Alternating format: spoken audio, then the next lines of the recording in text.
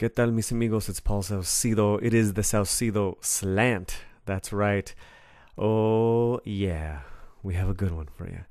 In fact, it's so action-packed. It's going to be our 2-for-1, as we have so much juicy stuff for you that you're going to enjoy this for the next 2 days.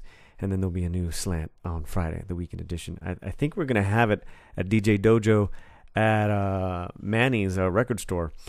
Kicking it off, we want to thank DJ Manny. We ran into him last night at the Red Fez, and he hooked it up with some makers. A lot of makers. Gracias, papa. And we had a lot of fun. We, being Kristen Owen from do512.com and her friend Michelle, we're all part of a little Broken Hearts Club. You know, our hearts were aching. Our hearts were aching for a lot of reasons.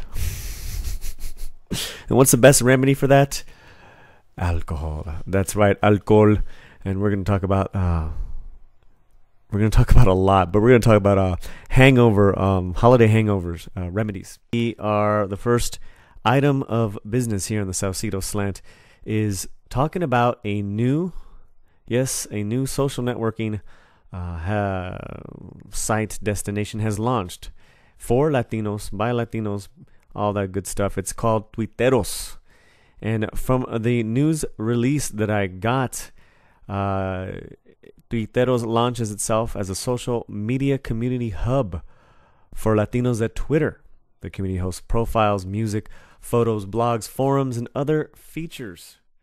We had a quote from Matt Reyes, the founder of Tuiteros, who also works at Mercury Mambo and is a buddy of mine. The whole idea of Tuiteros, Matt says, is to connect to all Latinos, de sangre o de corazón, that Twitter. We have so much to say and so much to learn from each other, and this group will only connect us even more. The term Tuiteros is a Spanish adjective that means Twitter user. A parrot humorously replaces the bird that is famous on Twitter. .net, Tuiteros. .net for the whole experience. Tuiteros will have it right there. And as far as the musical group and elements on there, I'm heading it up. It's called Rock y Tweet. And we want people to sign up, and we want people to share their music with us. As I got a really cool playlist on there as well. I'll try to do a new playlist on Tuiteros once a week. All right. Congratulations, Matt. That's going to be a lot of fun. And we love sharing that news with you guys online all over the globe. And I want you to definitely hit up Tuiteros. Okay, I got an email from Batanga, the people at Batanga, who I love so much. Good people. It is a interview and how do you say it? I don't know. What is a profile, if you will, on singer-songwriter Jimena Sariana. And my initial reaction was like, shouldn't this been out like 6 months ago? What's going on, Batanga? Why are you slow to the game? So I clicked on it, and you saw the Jimena page with all these different, features and all that good jazz.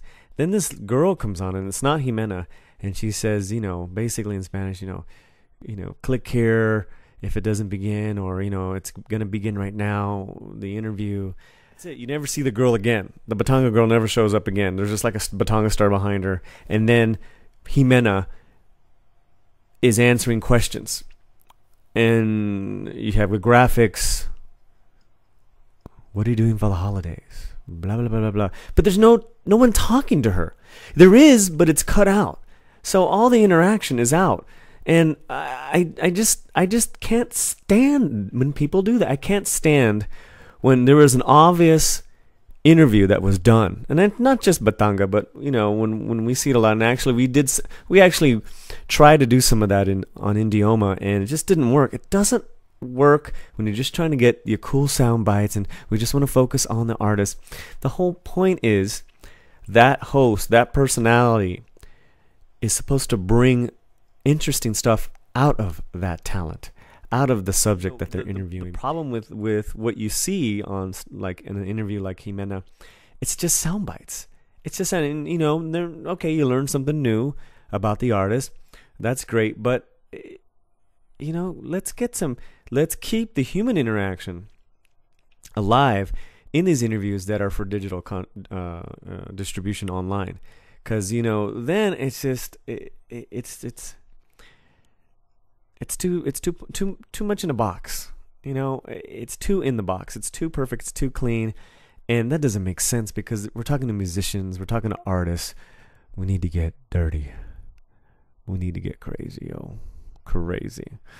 All right, and that's my thing on Batanga. All right, moving on. We were talking about going out last night, and if you see on the top of the blog, there's a picture of me, dancing with these girls at Beso Cantina.